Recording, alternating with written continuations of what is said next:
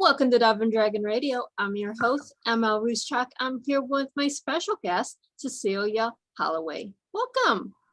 Thank you. It's good to be here. I'm happy to be here. You sent me over this wonderful bio and you're into a lot of different things. So before we get into the world of writing for children, what path did you take first? Well, first of all, I'm a mother. I'm a wife. Mm-hmm. I've been married for 52 years. Oh, wow. Yes. My husband and I we're married 52 years. We have 6 children of our own. And I have 12 grandchildren. So, and I was always a Sunday school teacher. Mm-hmm. And I love teaching children as well as raising my own. Mm-hmm. I had a lot of different experiences from raising my own because all 6 of them were very different, with very different talents and abilities and gifts. And I always had in me to write poems. I used to write poems all the time for my Sunday school class. And one day, just talking with my husband and raising the children, I stayed home with them for 17 years to make sure they were raised the way we wanted them to be raised. And in doing that, took a lot of prayer, a lot of patience. God helped me a lot. And I found out that they were all different and they all had different needs. And so I really asked the Lord to help me how to make everybody feel good about themselves. And because I also, after my youngest child was in the 2nd grade, I went to work at a school. I worked in the office of an elementary school in my city. And I also had the experience of seeing a lot of children that didn't feel good about themselves, were not happy, compare themselves all the time with others. And that's how I began to get into wanting to write this book. And also, one day I asked my husband, I just said, well, honey, why do you love me? And he said, I love you just because of who you are. And he told me, he said, if I choose one thing about you to say, that's why I love you, then he said, if that one thing changes, does that mean my love would change? He said, I just love you. I love you just because. And that stuck with me in my heart.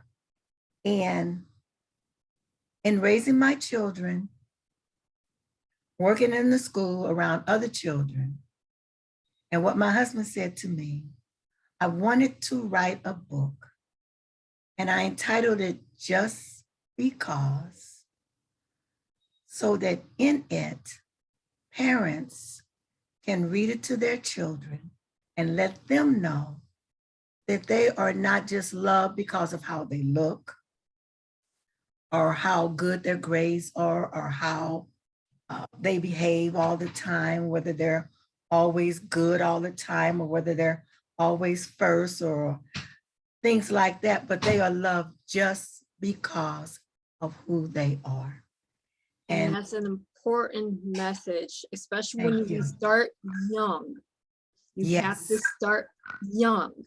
Yes, it was very important to start young, because I see so many adults that compare themselves all the time with one another.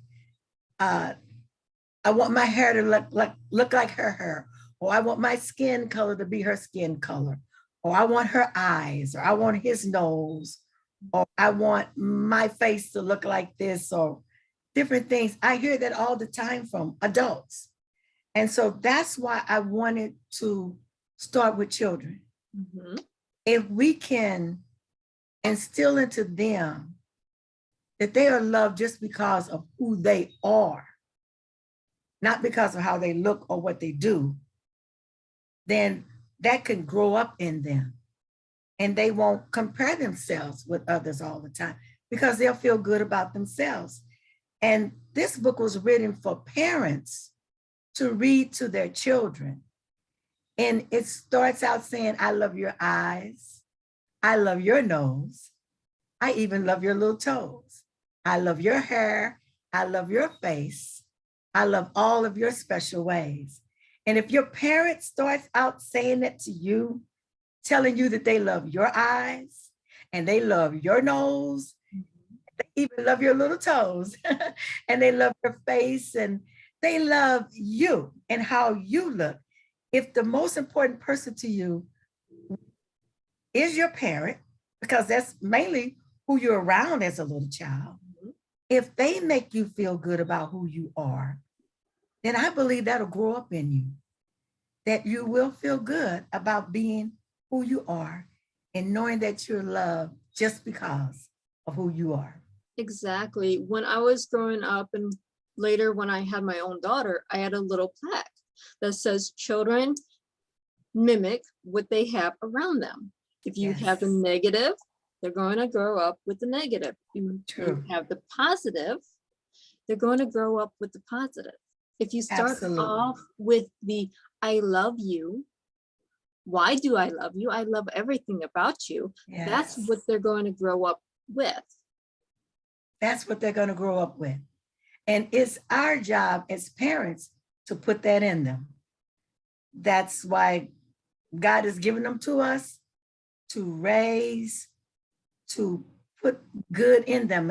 And we were having our children so fast because they're all a year and a half apart, which was very fast. But young. I was 19 when I started having them. And my husband wanted me to stay home. You know, I know a lot of families can't do that now, but I was able at that time to stay home with them because he said he wanted us to put what he wanted to see in them.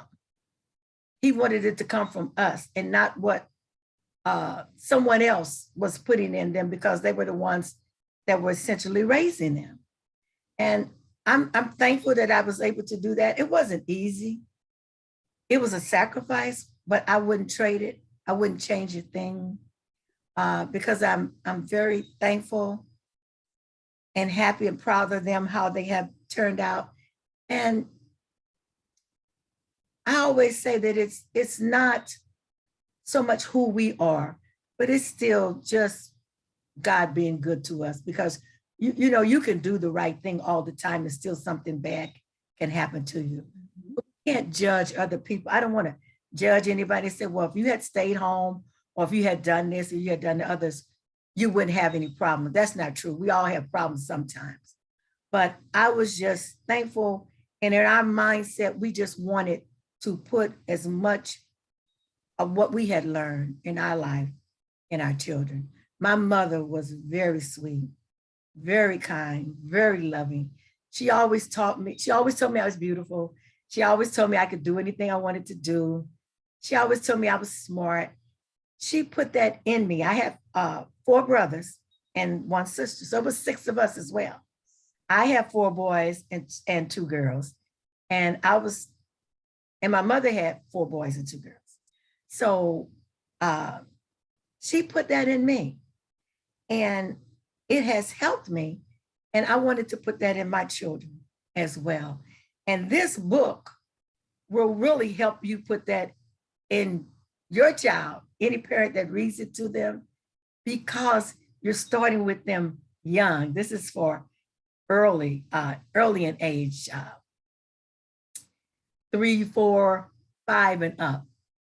And the thing about that though, whenever I read it, I used to go to schools and read it in schools to the children in the school. And the thing that amazed me the most is that the teachers and the administrators or other adults that were around, they would always say, Miss Holloway, we need that too. And I would say, well, good, you can receive it. It's true about you as well. You are loved just because of who you are. You have to know that. And then you won't be envious and jealous and of anyone else because you'll know that you are all right just by yourself. You are okay just because of who you are.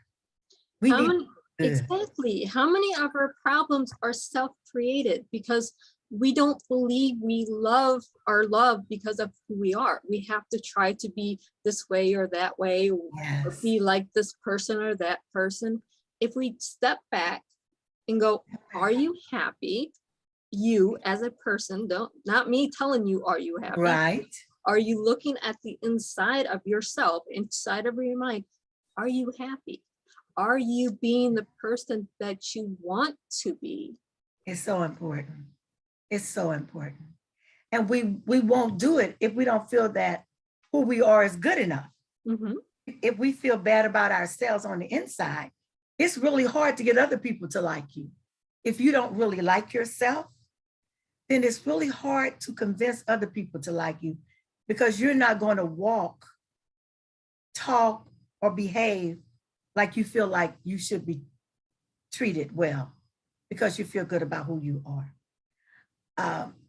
My husband, my father, excuse me, used to say, people will treat you like you behave. In other words, if you act like you don't count or you're nobody, people will treat you like you're a nobody. If you act like you feel good about you, then they'll begin to see those good things in you as well. I really believe that. And so it's so important that we put this in our young people in an early age. Yeah, it really does. We need it to start young. It would take away the bullying in school. Yes. And that's a huge problem. Take away the bullying online that has developed over the last 20 years. Yes. You take away that jealous, envy, negative culture that we invented. That we invented. You're right. It would help take it away.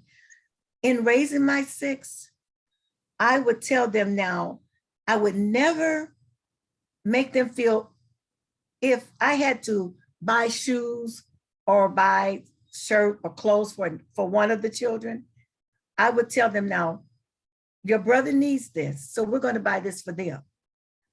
I can't buy it for everybody, but he needs it. When your shoes wear out or when you need something, we'll get that for you. And I never made people feel that if they bought something for one of my children, they had to buy it for all of them. Right. I was just thankful if they did anything to help one, that helped us all. And I never made them feel that they were in competition, or if your brother received something, you had to receive it as well, because you would never, with 6 children, you would never get anywhere. So I brought them up that don't be jealous because your brother's getting a new pair of shoes. He's getting a new pair of shoes because he needs it.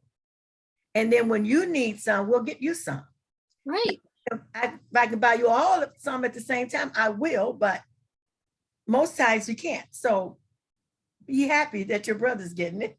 And then it's also now, it's not the name brand stuff that you don't get, the Tommy Hilfiger, Calvin Klein, all those big names. You get what you can afford, and be thankful you can afford it. If you can afford the big names, great. I'm blessed that you can do that for yourself. Yes. But life doesn't matter if the shirt costs $5 or $500. It's a shirt. It really doesn't. It covers. It's a shirt. It covers. You're right. And you know what? For the most part, they make those items in the same factory, and they just put different labels on them. So for the most part, a shirt is a shirt. But if you but you have to bring them up like that. If you bring them up that they have to have name brand, then that's what they're always going to strive for. And then when they can't get it, they feel bad about it. Yes. I have a grandmother that's like that. Really? You would think growing up during the Great Depression and not having the name brands like cereal. I'll use her cereal. Okay. If it's not a name brand cereal, she won't eat it. Oh my goodness. And they really do make those in the same place. They do, literally. And put some in a box with a different name on it, and put some in a bag without a name brand on. They certainly do. But I don't know. We don't know why people do that. Maybe that's the way they were brought up. Exactly. That it's all starts, how are you raised? How are you How are brought you up? raised? What was instilled in you that Exactly. you have to have this a certain way? It's what's instilled in you. It really is.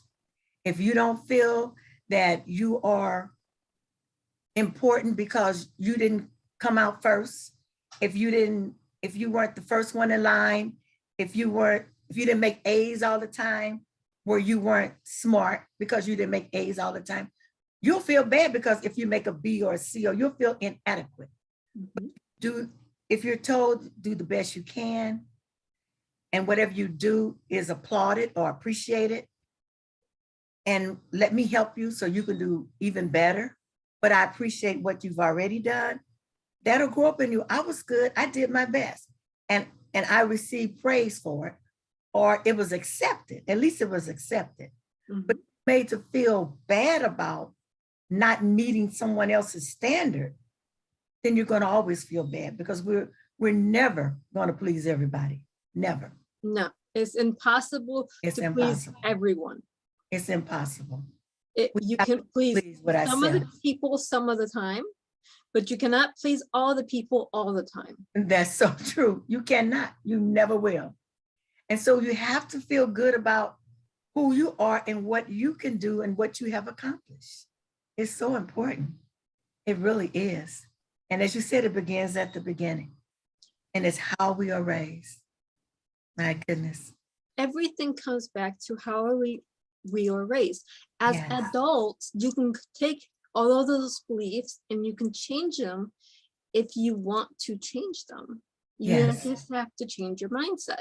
But if we can start with the little ones, little infants going into elementary school, and start teaching them there that they're important, that they are valued, that they are loved just the way they are, regardless of everything else, you would have a much better society today.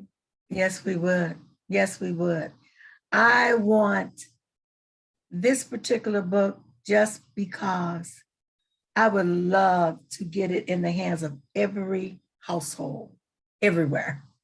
And that's why on my cover, and I don't have the book before me, but on the cover, I have children of all different races on the front. So I have boys and girls, and they're all different ethnicities, so that they can feel good. It's for everybody. It's for everybody. And inside, when I say, I love your hair, I have different hairstyles. I love your nose, I have different noses. Yeah, I have different eye shapes in the book. Some are round, some are small, some are slanted, some are made in different ways.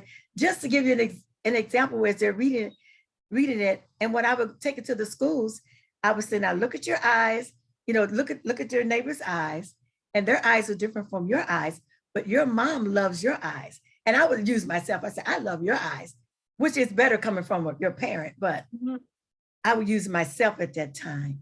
Right. And I want you to say, I love my hair. And I would have them point to the hair. I love my hair. I love my nose.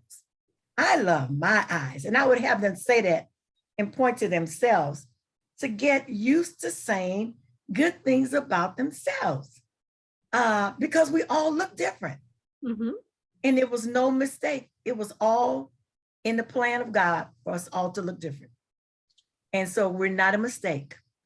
He gave us to the family that he wanted us to come forth from, so that we have the features, the colors, the education, everything we have. He put us in that family, in that region of the world, to come up the way he wanted us to come up.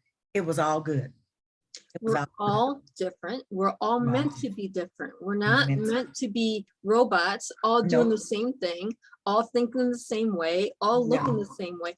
That's not how we were meant to be. We're meant to be free thinkers. We were meant to be free individuals, to look however we look.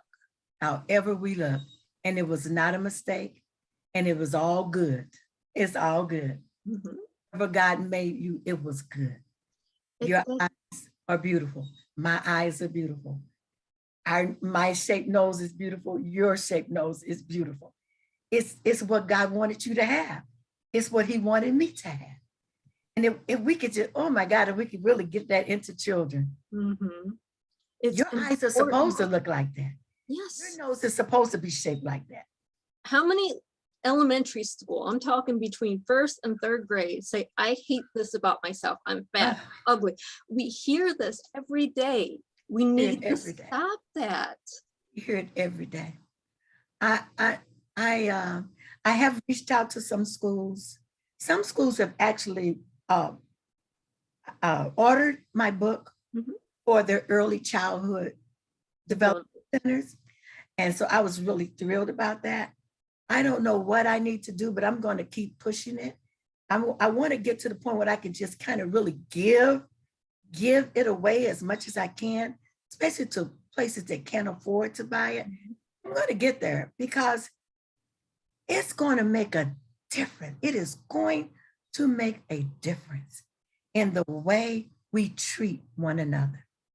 Have you thought about joining Speakers Hub or Gig Salad? See, now I've never heard of either one of those. Okay. I need help in that area. Okay. Well, I'm going to do a little mentor section here. Okay. And I try to mentor whenever I can. Gig Salad or Speakers Hub is for motivational speakers. Speakers Hub. Speakers Hub or Gig, G-I-G, Salad. Okay. Salad? Salad, like you eat a salad. Okay, okay, I have it. Okay. You go to these sites, you create a profile. Okay. You're a motivational speaker for young children. Okay. And this is a way for schools or other institutions to get a hold of you so you can come in and talk to the children about your book. Spread the message that they are loved. I would love that. I used to do that. And but I would just go in person in the schools as I could. But then when the pandemic came and everything and just getting older, I will look up both of these. See, there used to be a few years ago, before the pandemic, there was a place called, I forget the name of the website, but they took it down for some reason, and it was free for schools to find you online. Wow, well, really? You can actually put this on your website if you have one, and we haven't got there yet. But you can have a link on your website saying, I'll go do a Zoom call with schools around the world to talk about them, that they are loved. I will research this. I do have someone that is helping me now to help me to get it out there. So I have these two written down, and I will look into it, and then I'll just ask around to find out if that program still exists, and I get into it. I would love that. I would absolutely love it. I love being there in person, but it's to be in person now. But if I can just get the information over to them, I don't have to be there, but I love to see the children be excited and feel good about themselves. Go ahead. It was called Skype's Author in the Classroom. I think they closed this actual site down, but that's what it was called. I'm sure there's I'm sure there's another program that has taken over, because it was enriching classrooms around the world with resources like authors coming in and talking about their books, or motivational speakers. It was free. I would love that. I will look into that. Skype's Authors in the Classroom. I will look those up. I will get some help. I will get some help. Because this is a message that we need not only here in the US, but around the world. We need to tell our children every day we love them as they are. Every day. It doesn't matter if you're a parent working 2 jobs and you only see the child for 15 minutes. You have to tell them you love them because of who they are. You have to tell them that. That means more. You can have a lot of money and buy a lot of things. Mm-hmm. But if you never give them that love, that confidence that you love them, you, not the toys, not the fancy, whatever, all that's good. If you can do that, that's wonderful. But if you can say to that child, I love you, I love you, I love you, I love, like I said in the book, I love your eyes, I love your nose, I love everything about you. Know that you are loved. And you can, if you have to work the 2 jobs, Johnny, I'm working these 2 jobs so I can take care of you because I love you. Exactly. I Those remember when words. my daughter was little and I was working 3 jobs at one time. I was working over yes. 60 hours a week. This was when she was little. Mommy, you're always gone. Baby, I have to work to be able to keep food on the table for you, Yes. to keep you enclosed, to keep you doing what you need to be doing. Yes, it means so much. And as she grows up, she does that even the more, that you had to do that in order to take care of her.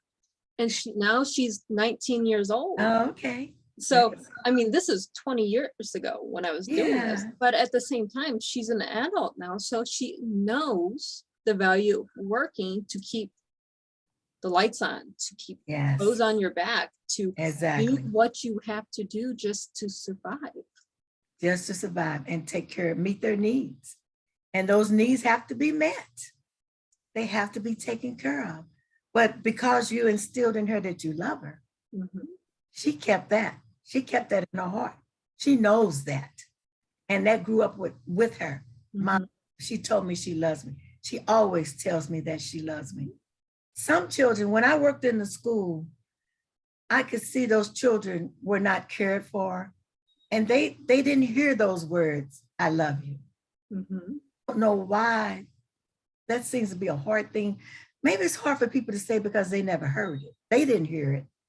So it's hard for them to say. I think that's the problem as well. But we are almost out of time. So where can our listeners and our viewers find you and your book? You can find me I'm on Yahoo, Amazon. I'm on Books or More. I'm on the Trinity Broadcasting Network. They publish my books. You can find me on their network, but mainly on Amazon and Books or More, and all of those sites that are on there that publish books and feature books. My book can be found on just about all of those. And I do have a website which is being worked on at this time, and it's www.justbecause.org. Awesome. And thank you so much for being on. Thank you. I enjoyed this very much. Thank you so much. You're very welcome. And for our listeners and our viewers, happy reading.